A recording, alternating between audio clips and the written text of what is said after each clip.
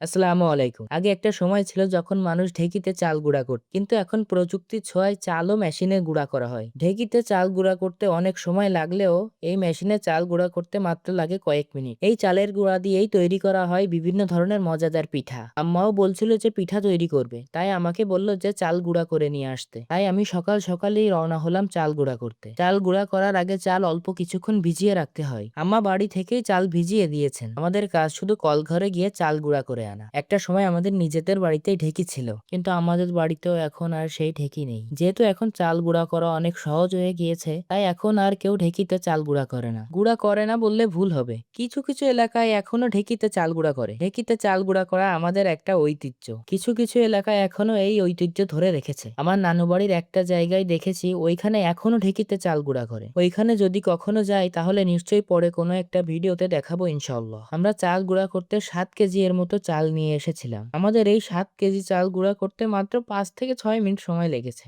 আমাদের এখানে 1 কেজি চাল গুঁড়া করতে 15 টাকা দেওয়া লাগে। তাই আমরা 7 কেজির জন্য 105 টাকা দিয়ে আবার আমরা বাড়ির দিকে রওনা হলাম। আজ এ পর্যন্তই। সকলে আমাদের জন্য দোয়া করবেন। আসসালামু আলাইকুম।